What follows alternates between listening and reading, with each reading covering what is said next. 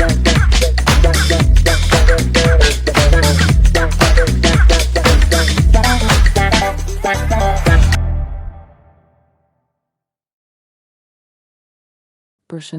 ndoshta çdo histori dashurie ka një vend ku fillon, një kafe, një rrugicë, një tren, një rastësi e vogël, e historia e tyre nisi në një librari të vogël në zemër të Tiranës, në një ditë gri tetori.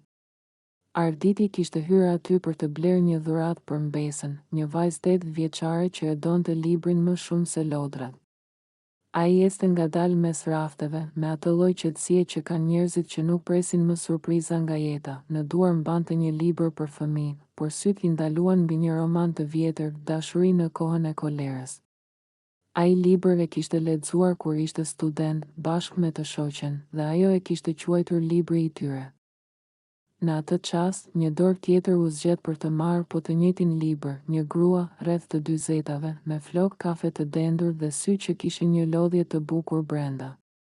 Syt ju takuan. Për një sekond, askush s'foli, më falni, tha ai me zë të butë. Mendoj se ky është libri juaj, ndoshta libri ka zgjedhur ne, jo ne atë, tha ajo me një buzëqeshje të lehtë, qeshën të dy. Ishte një qeshje e çuditshme, si dy njerëz që ndihen ngrohtë përballë një të huaj, e quhej Elena. Punonte si mësuese letërsie, dashuronte librat, por jo më dashuritë e tyre të pamundura. I kishte premtuar vetes që nuk do të lejonte më askënd ta dëmtonte shpirtin e saj të lodhur. Por atë ditë, kur Arditi I propozoi ta pinin një kafe aty pranë, diçka brenda saj u drodh. Jo si emocion, por si kujtesë se ndoshta jeta mund të kishte akoma pak ngrohtësi për të. Në atë kafene të qetë, nën muzikën e butë të një violine, biseduan për orë të tëra. Ai I tregoi për gruan e ndjer, për vetmin që se mëson dot askush. Ajo I foli për martesën e dështuar, për një burr që e kishte tradhtuar dhe për vitet që I kishte humbur duke kërkuar fajin te vetja. Në fund të asaj pasditeje, u ndan me një ndjesi të çuditshme. Asnjëri nuk e dinte nëse do ta takonte sërish tjetrin, por të dy e ndjenin se diçka e vogël kishte ndryshuar brenda tyre. Elena e kuptonte Arditin si askush tjetër.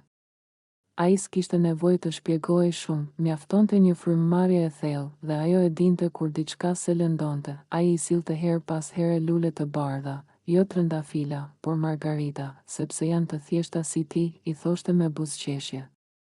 Në një nga ato pasditet të ngrohta të prillit, ajo I propozoi të udhëtonin jashtë Tiranës, në një fshat të qetë në jug, ku jetonte një mikeshë e saj. Arditi pranoi, ndonse diçka në fytyrën e tij I tregonte hezitim. U nisën me makinë, me muzikë të vjetër që luante ngadalë dhe me erën që sillte aromën e pranverës. Gjatë rrugës, ajo I kapi dorën dhe I tha: "E ndjen si ndryshon fryma kur jemi bashkë, e ndjej", tha ai me zë të butë. Është si të kthehem sërish në jetë, por ajo që nuk dinte Elena, ishte se ditët e lumtura për Arditin ishin gjithmonë të rralla. Sepse e kaluara e tij nuk ishte as e qetë, as e pafajshme. Mbrëmja e fshatit, në shtëpinë e mikeshës së Elenës, u pritën me ngrohtësi. Pasi hëngrën darkë në verandë, Arditi doli për një shëtitje të shkurtër. Qielli ishte plot yje. Ai ndjeu për herë të parë pas shumë vitesh një paqe që se njite, por pa pritur, telefoni I tij ra, në ekran u shfaq një numër I panjohur. Ai e hapi, pa menduar shumë, Zoti Ardit Leka. Po, kush është, ndoshta më ke harruar. Jam mentor Kodra. Punonim bashkë, në firmën Albanson Struc.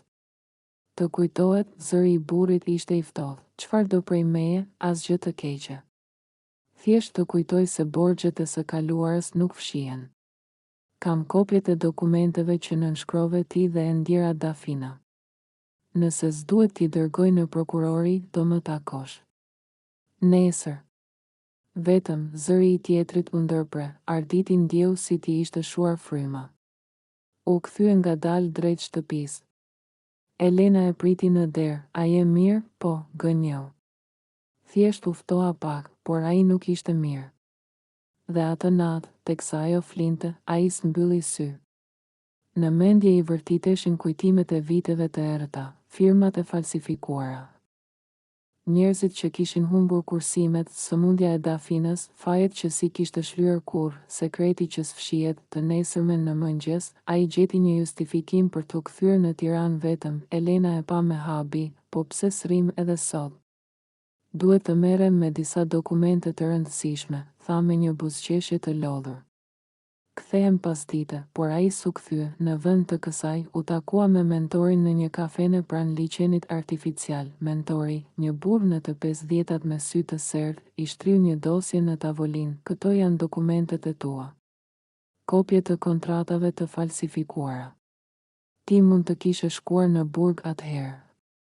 Po gjyqtari yt i dashur të shpëtoi.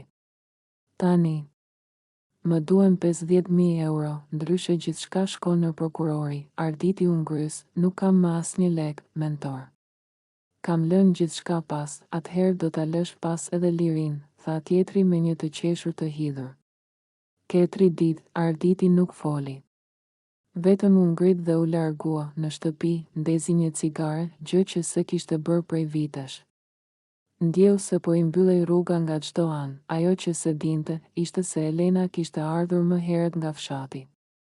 E kishte ndjerë që diçka s'shkonte, e pa në dritare, duke qëndruar i ulur me kokën në duar, dhe zemra i u drodh, nuk hyri. Thjesht e la një letër në derë. Kur të jesh gati të më tregosh të vërtetën, unë do jem këtu. Por mos më mbyll jashtë jetës tënde, Ardit. Vendimi, 3 ditë më vonë, Arditi mori vendimin që se kishte guxuar kurrë më parë, shkoi në polici. Dorëzoi gjithçka. Tregoi çdo emër, çdo kontratë, çdo dokument, e dinte se do të humbte lirinë për pak muaj, por ndoshta do të fitonte shpirtin. Në dalje nga komisariati, u ndal.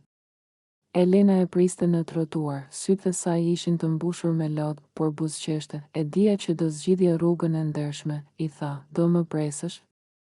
E pyeti ai me zë të dridhur, po. Do të pres, jo sepse je i pafajshëm, por sepse je njeri. U përqafuan në heshtje. Dhe në atë moment, shiu nisi të binte lehtë, sikur qielli donte t'i pastronte nga e kaluara. Arditi zgjodhi të përballej. Ishte një mëngjes i ftohtë janari kur ai kaloi portën e hekur të burgut të Tiranës. Dënimi ishte i shkurtër. Vetëm 8 muaj, por për të, çdo ditë kishte peshën e viteve që si kishte shlyer dot. Në fillim, ndjeu turp. Pastaj qetësi, ishte sikur më në fund kishte hequr një barë që e kishte mbajtur mbi supe për dekada. Në qeli, mbante gjithmonë një blok të vogël ku shkruante kujtimet e tij, disa net, kujtimet për Dafinën i sillnin lot, por çdo mëngjes, një roje i sillte një letër nga Elena. Letra të shpresës, letra e parë ishte e thjeshtë, nuk do të pyes pse e bëre.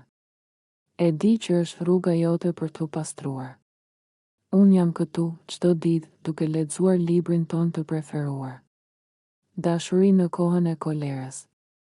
Dhe çdo herë që lexoj për dashurinë që mbieton, të mendoj ty, ai e lexoi 10 herë rresht, me duar që i dridheshin. Në mbrëmje, i u përgjigj, e ndjej se çdo fjalë e jotja më bën më i gjallë. Këtu brenda, koha ndalet, por dashuria jo.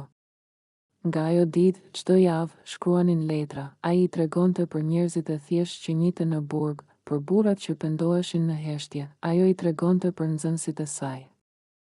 Për mbrëmjet e vetme me çaj dhe muzikë, për çdo agim që ja sillte shpresën se do ta shitë sërish. Në një letër, ajo i shkroi, dashuria jonë është si ajo që përmend mërquest, e vonuar, por e pavdekshme. Njerëzit mendojnë se dashuria është për të rinjtë, por ne e dimë se është për ata që kanë mësuar të falin.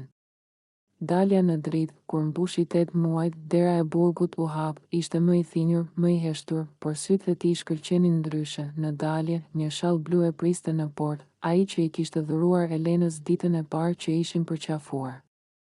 Ajo ishte aty, e njëjta, ndoshta pak më e lodhur, por me buzëqeshjen e saj të bullë. Ai e pa nga larg, dhe sytë ju mbushën me lodh, më fale?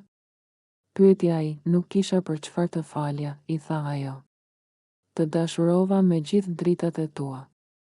Dhe me gjithë errësirën, e përqafoi fort, aq sa ai ndjeu se trupi i saj ishte shtëpia e vetme që i kishte mbetur në botë. Një fillim i vonë, kaluan muaj. Ata u vendosën në një shtëpi të vogël buz dajtit, në mëngjes pinin kafen në verandë dhe Elena lexonte me zë të lartë poezitë e Migjenit, Arditi gatuante, kujdesej për kopshtin dhe për shpendët që vinin çdo ditë në dritare, një pas dite. Ndërsa perëndonte dielli, ai i tha, e di, ndoshta nuk më mbeten shumë vite. Por dua t'i jetoj me ty, ashtu siç nuk kam ditur t'i jetoj më parë. Ajo qeshi lehtë, jeta nuk matet me vite, Ardit. Matet me dashuri. Dhe ne kemi plot. Ai e mori dorën, e puthi ngadalë dhe i tha, më vonë erdhe, por erdhe në kohë. Një vit më pas, në librarin ku ishin njohur, u shfaqën sërish. Këtë herë nuk ishin më dy të panjohur, por dy njerëz që e dinin sa shumë peshon dashuria kur vjen vonë. Blerën një libër të ri, Fillimet e reja. Në faqen e parë, Elena shkroi me dorë për dashuritë që vijnë vonë, për shpirtet që guxojnë të falin. Dhe për çdo njeri që ka frikë se ka humbur kohën, koha e dashurisë është gjithmonë tani. Ai e pa, e përqafoi dhe me zë të ulët i tha, tani e di.